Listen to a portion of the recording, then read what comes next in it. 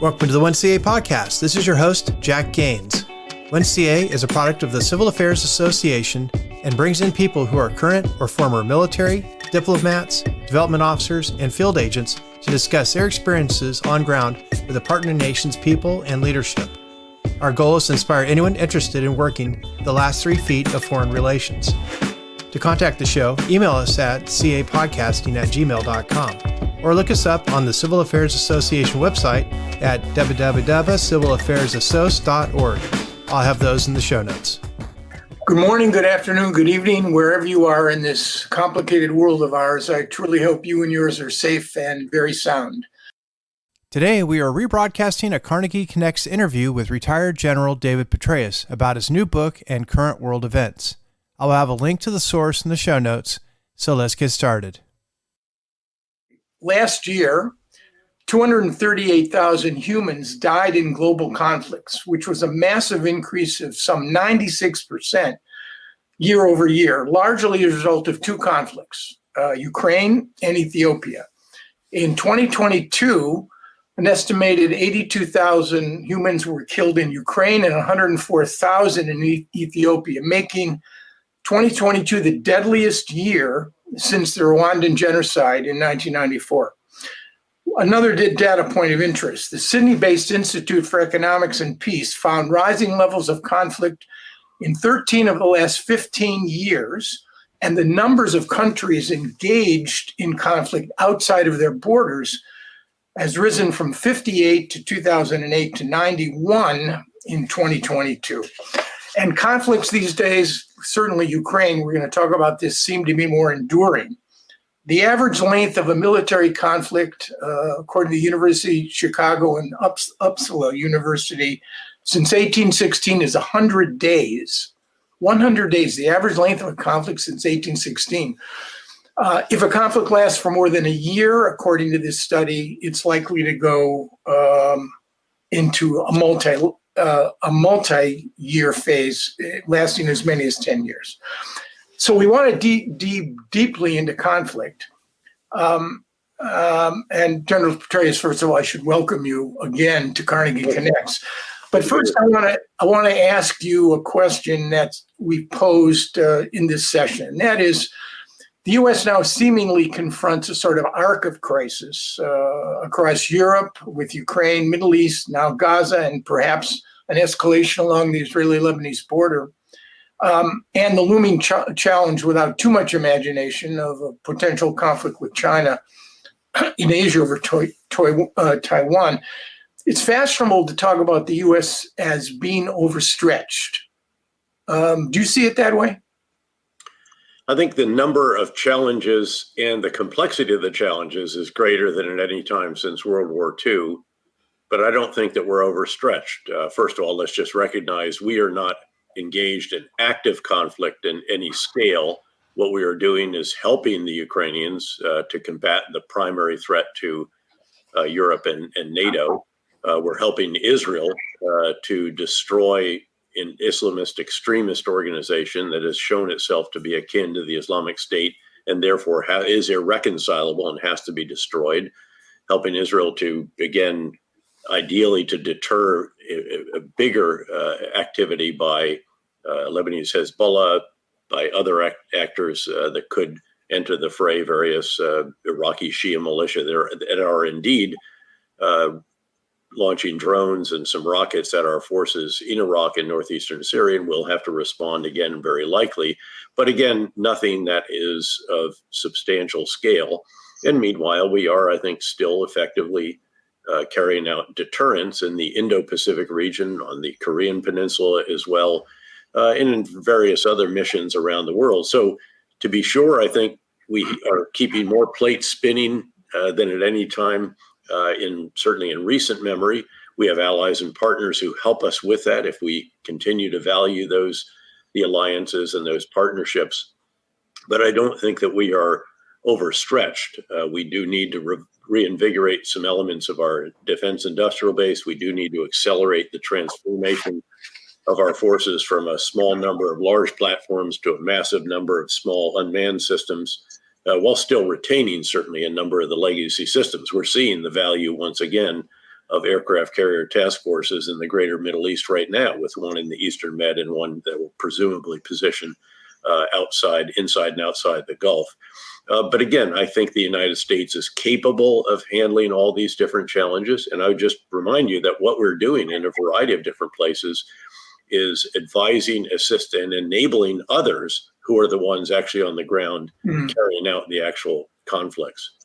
There's a quote here I'd like to read to you by former Undersecretary of State, Undersecretary of Defense for Policy, Michelle Flournoy, and specifically on the issue of resourcing these conflicts. She says, and I quote, "Our industrial base was not prepared to have to restock so many different types of weapons for multiple purposes at the same time." And then she further asked, "Can we train, equip, and support three fronts with defense spending at the lowest level as a share of our economy in more than 2 decades?"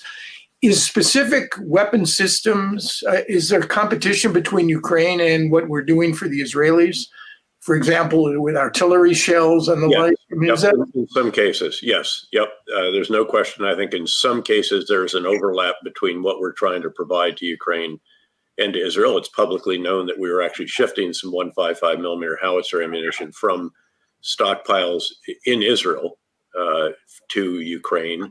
We did the same with some that were on the Korean Peninsula. So clearly, as I mentioned, the industrial base does need to dramatically increase its production of certain types of systems, but those are not necessarily the systems that are the underpinning of deterrence, say, in the Indo-Pacific region. But yes, again, she's exactly right in that regard. I agree with her on the defense spending levels as well, although I'd like to see some efficiencies in those defense spending levels if the military, industrial, and congressional complex would allow that also. You know, capacity also has to do with domestic resilience beyond just the complex issue of industrial production, what we're actually making. What about political bandwidth? It is intriguing to me, and I don't want to get into domestic politics if we can avoid it, that the perception of our support for Ukraine and Israel clearly is different as a consequence of different political parties. Is there a bandwidth problem, do you think, especially as we head into an election year? I don't think it's necessarily a bandwidth problem. I think it's more, again, just a domestic political angle. And the truth is that both houses of Congress, there is a bipartisan majority supporting additional funding and munitions and so forth for Ukraine, just as there is even more so, certainly, for Israel. But we're going to have to work our way through that. And obviously traces itself to the House of Representatives and the dynamics in the majority party there. I think we'll get through that. There's a very strong bipartisan majority in the Senate. In fact, the minority leader, the Republican leader, is among the strongest supporters of Ukraine, maybe in America, not just in Capitol Hill in Washington. Again, I hope that we'll get through that. I'd like to see us package Israel, Ukraine, actually border Federal Emergency Management Agency, which is also in need of some additional funding because of the extreme weather and other events that we've experienced. Put it all together. We can afford it. We can do this. And let's get on with it. Because, again, the clock is ticking in all of these different locations. Yes, there's another 5 or 6 billion in assistance that's authorized and appropriated still for Ukraine.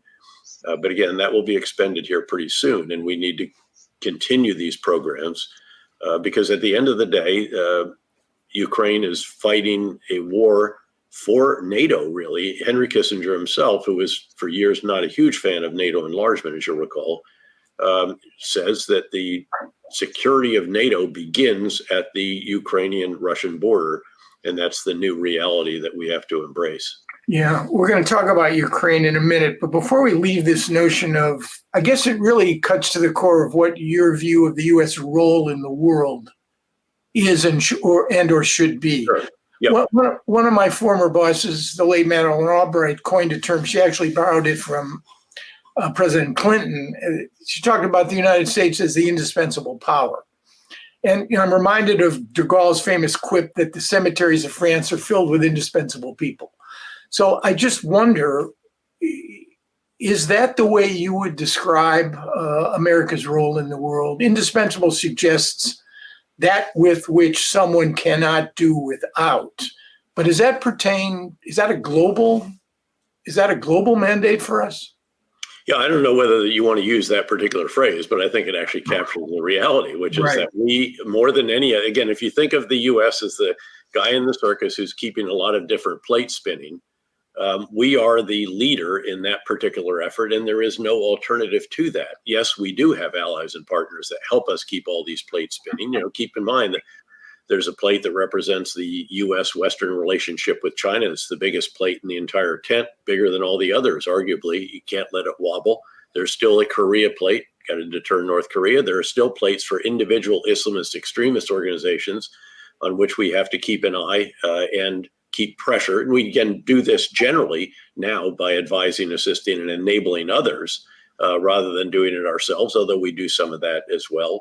Then there obviously now is the Israel plate when it comes to the destruction of Hamas, but also the deterrence of Hezbollah, other actors that could cause problems, intercepting missiles from the Houthis in Yemen and so on. There are cyber threat plates of various types, nation state, criminal actors, states that are out to make money, states that are out to influence our politics or put gasoline on the burning embers of discord and disagreements and so on. So again, I think there's a number of threats that is greater than at any time since the end of World War II, and the complexity of them is greater. And again, if the U.S.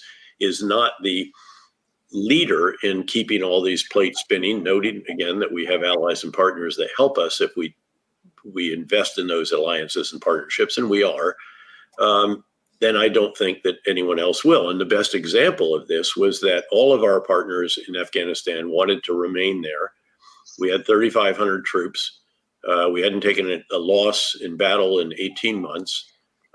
We chose to withdraw, and everyone else had to withdraw as well, as did the 15,000 plus contractors who kept the very sophisticated U.S. helicopters and fixed-wing aircraft that were the entire linchpin of the defense concept for Afghanistan. And as their operational readiness inevitably drew down, degraded, and they could no longer get the commandos, the 35,000 really well-trained and well-equipped forces out to reinforce the elements that were securing the population centers and critical infrastructure, it became clear to those elements that no one was coming to the rescue, and the result was predictable, although not necessarily the hastened departure of the president in that case. And quite an interesting contrast between the strategic leadership in Afghanistan and that of President Zelensky in Ukraine, who, said, I don't want to ride, I want ammunition.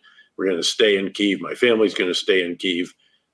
Men in Ukraine are going to remain in the country, and we're going to mobilize fully for war. But in any event, yes, I think, again, whether you want to use that term because it's become seen as a little bit of a lightning rod or perhaps a bit polarizing, but I think the reality is that the U.S. does have a unique leadership role to play in the world. And we do that not because it's helpful for others. We do it because it is in our national interest to do so. Well, it does get to the issue, though. The organizing principle of any nation's foreign policy is to protect the homeland. That's priority number one. Absolutely. And yet it is fascinating to me, it always has been, that, our geographic location is so fortuitous. It's unique in the annals of modern history. We're sandwiched between two non-predatory powers to our north and south, and literally fish, to our east and west, what one historian, I wish it had been me, brilliantly described as our liquid assets. So I guess the question, because if our security is not directly threatened, and frankly, not since the late 18th century, when we had the great powers in our backyard, or I would guess during the War of 1812, when the British burned part of the capital, has our security been directly or fundamentally threatened? Now, I guess you could argue, obviously, Roosevelt faced this problem. But if you can't present a vision or the mandate to the American public that we're involved in the world because it is critical for our security, then you're forced essentially to talk about fashioning an environment in which American interests and American prosperity, American interests, you could even say, I guess, international systems, stability and prosperity is in fact tied up with America's role. Is that a harder or easier pitch to make these days? It's probably a bit more challenging, but I don't think it's impossible at all. I think you just need a good message and a good messenger. And you added the other piece of that. It's not just our security, it's our prosperity. And that prosperity is enabled by, again, people may challenge this as well a bit, such as the indispensable nation, but the rules-based international order that we and our allies and the victors of World War II helped establish in the wake of a 50-year period that had two horrific world wars and the Great Depression. And the intent of this system that was created was to try to prevent further world wars and to try to prevent further economic collapse. And, to varying degrees, I think that rules-based international order has served the world and certainly served the United States reasonably well for all of its imperfections. As Churchill used to say about democracy, it's the worst of all forms except for all the others. And so I think continuing to contribute to the world to sustain that particular set of organizing institutions and principles and structures is in our national interest and in that of our allies and partners as well, which is why they do help us keep all these plates spinning, to come back to that metaphorical image. Yeah, it is a harder sell these days, in large part because you have numerous countries, particularly in the global South, which obviously isn't a monolithic concept in its own right. Not all the world sees it the way we do. No, not at all. No, in the global South, I'm a member of the Trilateral Commission. It was held this year, and the global gathering was held in India, which made a point of inviting a number of the countries of the global South, for whom it seems it sees itself as a bit of a representative to a degree, giving voice to them. I thought it was a very good move. I thought it was very helpful. It was salutary for us to hear from not just our traditional Western allies and partners. And you're exactly right. And so we even have to convince other countries that this is generally good for the world. And that will be met with a degree of skepticism by some of them. But again, you have to make that case. But here in the United States, of course, then you do start to get very much into domestic politics. And that has its own challenges, especially in an era of news channels that have particular orientations, and then also social media that do the same. Yeah, I think it was George Will who quipped that when it comes to foreign policy, the American public wants as little of it as possible. And I suppose, unless it directly impinges, whether that's in the form of terrorism or an oil embargo, that rule of thumb probably is correct. And it's domestic priorities, essentially, I suppose, in this coming year that will determine much about the outcome of the 2024 elections. So let's turn, the book really is replete with so many good lessons. Let's talk about the two crises du jour. Although I have to comment, I've now watched and been immersed in the media piece of the Israel-Gaza war for the last month, and I have to say it sort of drives home the message that in the media, nothing in America lasts more than 15 minutes, because Ukraine has essentially disappeared from the frame, from the media frame. And it's remarkable how you can go pivot from a conflict that is deemed to be the West, the fulcrum of civilization to defend the West against Russia, to an immersion in Gaza. But let's turn to Gaza for a minute.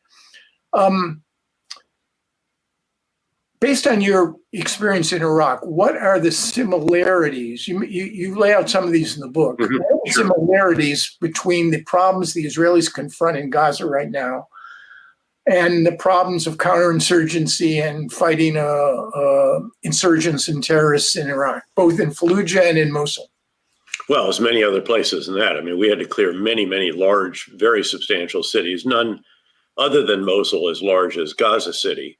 although Gaza City, at least the number of civilians has been reduced by certainly a half and maybe as many as 3/4. But there's still several 100,000, which is roughly what we're in Ramadi, we're in Fallujah. And remember, we cleared Fallujah for the final time during the surge and got that right and sustained it that particular time.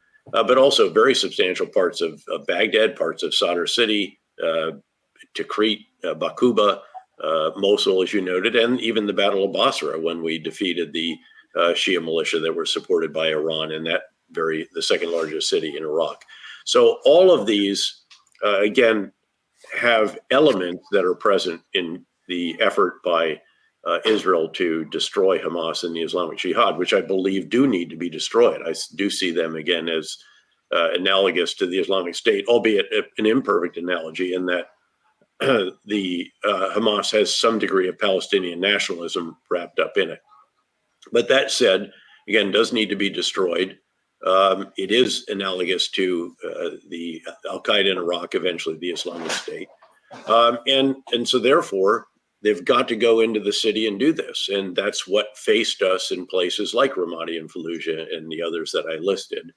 And at the end of the day, you have to do that by clearing and holding. You have to do it methodically, deliberately, and you can't give it up. You just can't go from, again, this building to the next one. You have to leave soldiers there to ensure that the enemy doesn't re-infiltrate. That's particularly acute in this case because of the 300 miles of tunnel underneath Gaza City that add an element that was never present, nothing remotely like that in Iraq. And frankly, the enemy knows the terrain in Gaza City vastly better than did Al-Qaeda or the Islamic State when they created the caliphate that had Mosul as their Iraq capital. So that is enormously challenging. And you have huge numbers of civilians that are being asked to get out of the way by leaflets, by text messaging, by phone calls, and either cannot or will not. It's known that Hamas prevents at least some of them, if not substantial numbers, from doing that. And Hamas is willing to use civilians as human shields, along with the more than 240 hostages that are reportedly still being held. So that's a challenge. You have high rises, you have density of population, you have individuals who are willing to blow themselves up to take Israeli soldiers with them. That's a particularly pernicious threat because it means that anybody with bulky clothing or a vehicle that doesn't adhere to your instructions has to be considered. And then on top of all of that, you have Gaza that you have Hamas that deliberately puts its headquarters and its weapons storage sites and all the rest underneath refugee camps, underneath hospitals, and inside mosques. So you could not construct a more challenging, more difficult context. And then that's before you get to the other elements that we learned about in Iraq the hard way, which was the inadequacy of our post-conflict planning. Of course, I was a two-star division commander during the fight to Baghdad. I remember asking in Kuwait, could you give us a little more detail on what happens after we get to Baghdad and topple the regime? And we were basically told, you just get us to Baghdad, we'll take it from there. And obviously that was more than inadequate. And beyond that, we compounded our problems by some policy decisions to fire the Iraqi military without telling them how we're going to help them provide for their families, and even more important, de-Baathification down without reconciliation, which was the crucial missing element, all the way down to a level that included the tens of thousands of bureaucrats that we needed to run the country that we didn't understand sufficiently well. Now, in the case of Gaza, Israel, the big ideas right now, and we stress in the book the importance of strategic leaders, the civilian and military leaders, getting the big ideas right. That's their first task. Craft the right strategy after understanding and with great rigor the context in which you're going to carry out a particular mission. So destroy Hamas, got it. Dismantle the political wing of Hamas, got it. But that means, of course, that there's no one left to administer Gaza. And of course, you can't allow Hamas to continue to administer. But there are below that tens of thousands of individuals who literally keep the lights on, keep the water and the sewage and the markets and all the basic services. And at a certain point in time, I think sooner rather than later, it would be advisable, I think, to go beyond. Prime Minister Netanyahu has now, in the last 24 hours, acknowledged that Israel will likely have to oversee the security of Gaza, but I suspect it will be more than that. And I think the sooner that that's recognized, the sooner the military will recognize the need to plan for that and to figure out how they're going to do that. And how will there be employment of these tens of thousands of individuals who actually know how the various basic service provision is conducted, and then also a vision for the Palestinians in Gaza that life will be much better after Hamas is finally gone and out of their lives, since it's Hamas that has brought this violence onto them by the most horrific, barbaric, unspeakable actions imaginable, and even videoing them, keeping in mind now that we lost not quite 3,000 innocent civilians in the 9/11 attacks. Per capita, 1,400 in a population of about 9.3 million. That would equate to over 50,000 Americans having been killed. And 240 hostages, that's over 7 or more thousand as well. So the trauma of this has been extraordinary. There's no way you can go back to mowing the grass as the strategy used to be for dealing with Hamas and then get a period of relative peace, and then you'd have to do it again. They have to be destroyed. They are irreconcilable in the same way that Al-Qaeda in Iraq, which became the Islamic State, or some of the Shia militias supported by Iran, had to be destroyed and were during the surge, and then kept down but for 3.5 years. But after that is done, again, how are you going to administer? And I don't see the prospect of a competent, capable Palestinian administration coming in, which is, of course, what you would want. But right. Beyond that, as we discussed before we began, Aaron, there's another element to this, that whoever it is that is overseeing Gaza, not just security, but the restoration of basic services, there's also going to have to be a counterinsurgency component, because the remnants of Hamas and Islamic Jihad and some of these other extremist smaller elements, they're going to be trying to reconstitute, and Iran will likely be seeking to enable them to do just that. If you don't have a very good intelligence-led, again, counterterrorism component, counterinsurgent component, however you want to describe it. So I think the additional elements of the vision here of who will oversee not just security, but the restoration of basic services, reconstruction, reopening of schools, markets, clinics, et cetera. Again, the sooner that's provided, I think the better, because it will also make the military, it just forces you to think about that much more than you will if you're just embarked on what might be a conventional military campaign, Right. just out to destroy an enemy, and then other people are going to see to what happens after that. I want to have a question or two for you on the day after. Actually, as you know, it won't be the day after. It's going to be the weeks and months and potentially years after, with the Israelis probably reoccupying large parts of Gaza for an indefinite period of time. I want to come back to that, but I want to ask you one discrete question, which has troubled me as the number of Palestinian deaths have reached exponential proportions.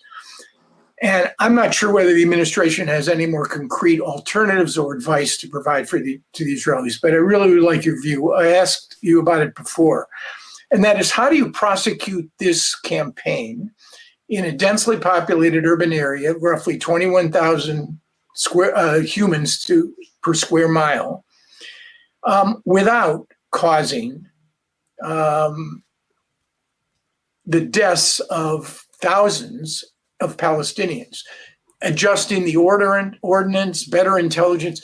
Is there seriously a way to fundamentally reduce Palestinian civilian deaths? Well, there is inevitably going to be very substantial civilian loss of life and enormous damage and indeed destruction to civilian infrastructure in such a campaign against such an enemy who uses civilians as human shields, who doesn't wear a uniform, who will have rigged rooms, buildings to blow up, booby traps, has substantial tactical expertise and creativity, 300 miles of tunnels underground, and again, headquarters underneath refugee camps and hospitals and weapons storage and mosques. So again, this is why I laid out that the context truly could not be more challenging. Again, my co-author Andrew Roberts and I looked at these conflicts since 1945, about which we write in Conflict, and we don't see anything anywhere near as challenging. The closest, maybe Mariupol in Ukraine to a degree, or Hue City during Vietnam in the wake of Tet, some of these. But this enemy is even much more challenging than that. So again, it's hard to overstate how challenging this is. That said, clearly it's incumbent on Israel to adhere to the purity of arms, which is their concept, their interpretation of the laws of land warfare and the concept of military necessity and proportionality, et cetera. But I'm really reluctant to second guess that without knowing what was the target, what was the military necessity, the imperative, what is the reality on the ground in terms of, again, leaflets and text messages and phone calls to get the civilians out of the way, and they're not adhering to not obeying the direction, if you will, all of these different challenges. And on top of that, again, the threat of suicide bombers, which is so pernicious and so challenging for soldiers who are on the ground. Certainly, there will be instances where, again, there will be additional risk to soldiers in order to prevent the loss of innocent life. But I just can't capture really how challenging a battlefield situation this is, even, again, compared to the very, very challenging ones that we faced in battles like Fallujah, Ramadi, and Mosul. I mean, this is an editorial comment, so forgive me. I think part of the reason that this administration, having worked and voted for Republicans and Democrats, cannot bring the kind of leverage to bear that they probably would like to bring to bear in order to create a different reality, is that they do not have answers to the problem that I just framed and you've tried to answer, and more specifically to the day after. Because in a way, we discussed this earlier, this is not Israel's 9/11. It may be 9/11 in the sense that far worse. It's much more traumatic. As traumatic as 9/11 was, and look what it led to.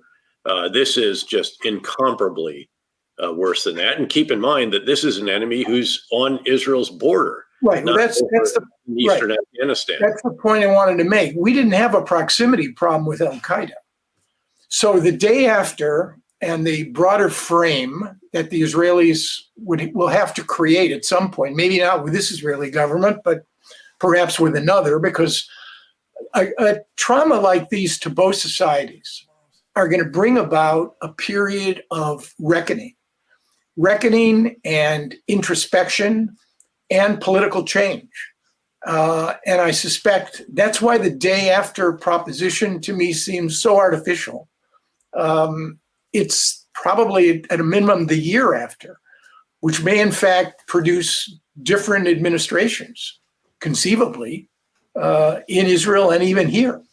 So back again to the question of the day after.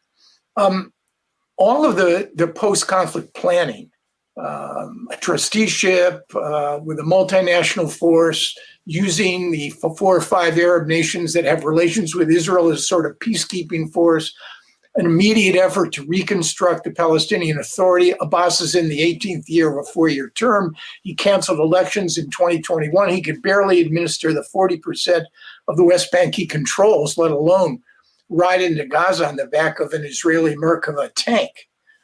We really are talking, General Petraeus, about an extended and prolonged Israeli, not that they want to, reoccupation of Gaza, which is going to, wouldn't it tend to obstruct and impede even a reconstruction effort, given the fact that the Israelis are going to be looking at every shipment to make sure that item X doesn't have a dual use to feed what could be a residual Hamas or Islamist presence on the street. I mean, it's a strategic nightmare for the Israelis. It's going to be very, very challenging, but I fear that it is very likely inescapable because, again, this is not just about restoration of basic services and reconstruction. This is about ensuring that Hamas and Islamic Jihad cannot reconstitute themselves. And as, again, we learned the hard way, actually the Iraqis learned the hard way because they were the ones that were supposed to be keeping their eye on the Islamic State. They took it off of the Islamic State, focused on Sunni demonstrators when the prime minister pursued highly sectarian policies. Literally within 24 hours, it started after the departure of our final combat forces in late 2011. And again, a couple of years later, there you have the first ever Islamist extremist caliphate in the world, stretching from northeastern Syria to northern Iraq. So again, you are going to have to keep a very, very careful eye, very substantial pressure. And you're not going to be able to do that from Israel any more than they could anticipate this horrific but fiendishly creative massacre in the most barbaric manner of innocent Israeli civilians. So, yes, this is going to be a very, very challenging endeavor for Israel. I'd love to see the countries that have long been supportive of Palestinians' aspirations and so forth take this over. But again, are they really going to give the sufficient confidence? First of all, I don't see the hands really going up. I think there will be substantial support with resources and from the U.S. as well. Yes. I can't see any entity possibly that could take this over. There's not going to be a United Nations peacekeeping element that could do this to the satisfaction and that is necessary, not just desirable. So, and again, that's why I think the acknowledgement of what probably is inescapable is done sooner rather than later. And again, acknowledging we know that there are two groups within the Israeli government that are working this very, very hard. We know that the U.S. is trying to find alternatives, but I certainly haven't heard of one yet that sounds plausible, especially having been the commander of the Greater Middle East as the U.S. Central Command commander, and then the CIA director, and having some reasonable sense for the dynamics in the region. It's certainly hard to imagine any Arab state taking on the responsibility, even with gendarme or military forces, of running a counterinsurgency against Palestinians in Gaza. Exactly. Even while they are going to have to be sort of constrained by the Israeli presence. Should the Israelis create a buffer zone or seek to, and the Israelis will want to influence, have a large degree of influence on any sort of successor interim administration for their own security reasons.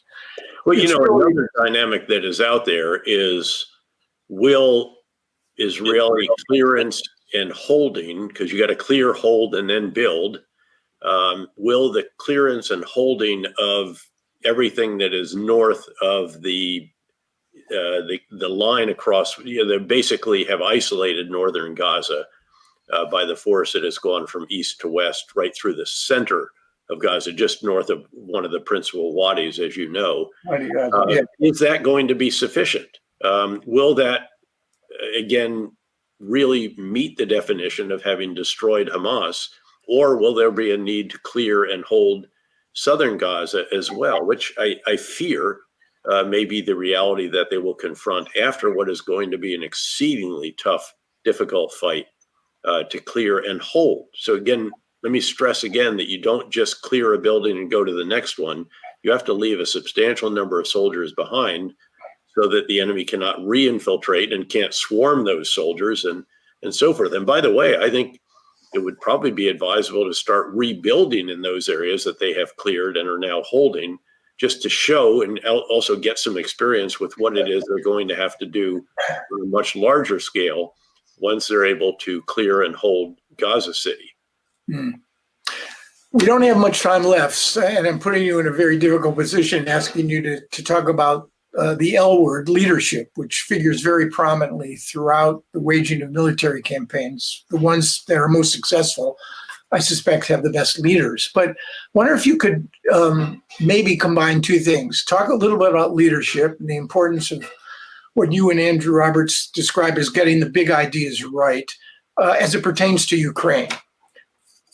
Sure. So first of all, what we identify as the most critical component determining success or failure in the battlefield is the quality of the strategic leadership, the ability of the top civilian, usually President of the United States, Prime Minister of the UK, or what have you, and then the battlefield strategic leader, the commander of the operation that is ongoing. And they have to perform 4 tasks. First and foremost, and most important, is to get the big ideas right, to craft the right strategy, to understand the nature of the war and develop the appropriate strategy, which we recount a number of cases where we did not do that. Vietnam, you can argue that we didn't get the big ideas right until 1968. The French certainly didn't get the big ideas right. The idea that, so you're frustrated with the guerrillas that won't come to battle, so let's build a big base in Dien Bien Phu and see if that will draw them to battle. Right. How did that work out?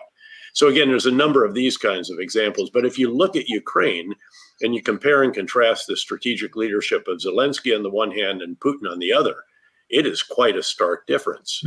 Putin completely underestimated the response of the Ukrainians, the resilience, the determination, the capability, the skill, the will, and frankly, the response of the U.S. and the West collectively. He overestimated the capabilities of his own forces very substantially, and basically got the big ideas wrong. The idea that they could, within a few days, take Kyiv, topple the government, replace President Zelensky with a pro-Russian figure and go home to a victory parade obviously proved to be just more than a little bit flawed. And then on the other hand, you have Zelensky, who's performed all 4 of these tasks very impressively. Big idea number 1, again, as I mentioned earlier, I don't want to ride, I want ammunition. I'm going to stay here in Kyiv. My family's going to stay. We're going to defend Kyiv.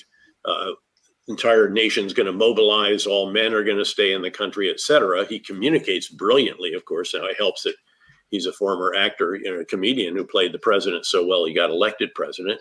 And then he's overseen the implementation of the big ideas. That's the 3rd task, very, very impressively, with his example, his energy, his determination, the inspiration he's provided, attracting great people, letting those not measuring up move on perhaps sooner than they thought, how he spends his time up in the battlefield with the troops, contrast with Putin, who's, at one end of a very long table that you almost need a microphone down at the end to communicate with your president.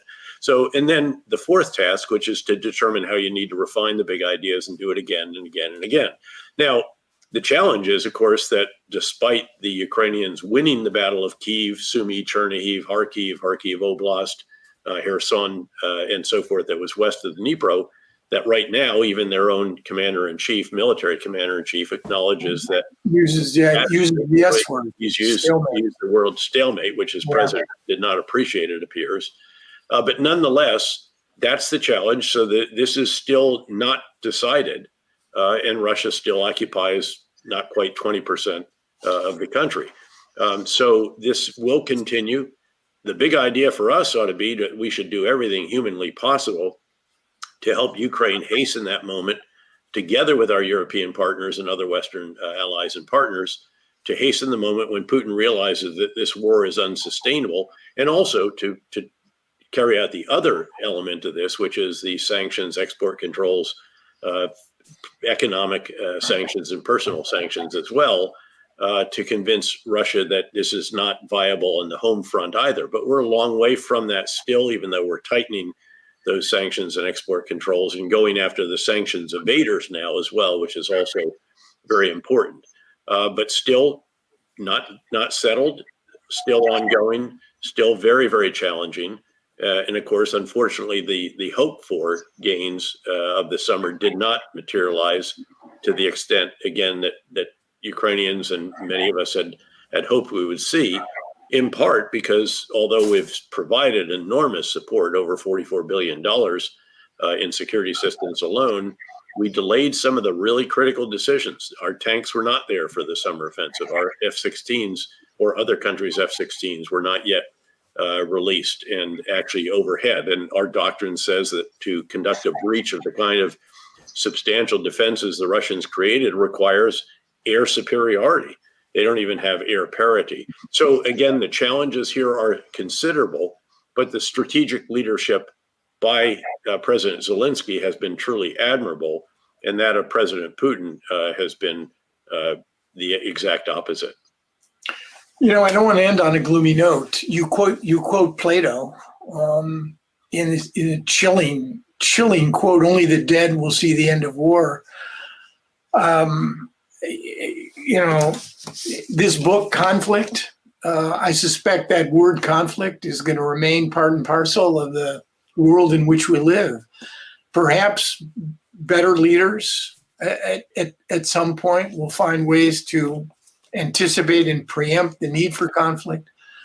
But until that day happens, I'm afraid we're living with a pretty grim reality just about everywhere. Well, this reminds you that money spent on deterrence, as substantial as it may seem at the time, if successful, is a lot less than what has to be spent on war. General Petraeus, I want to thank you for your wisdom, your experience, and your authority. It's a great conversation. I'll hold the book up one more time. It's a great book. Thanks, Aaron. Great to be with you. Take care till next time. Be well. Thank you. Bye-bye. Thanks for listening. If you get a chance, please like and subscribe and rate the show on your favorite podcast platform. Also, if you're interested in coming on the show or hosting an episode, email us at capodcasting@gmail.com. And now, most importantly, to those currently out in the field, working with a partner nation's people or leadership to forward U.S. relations, thank you all for what you're doing. This is Jack, your host. Stay tuned for more great episodes. 1CA Podcast.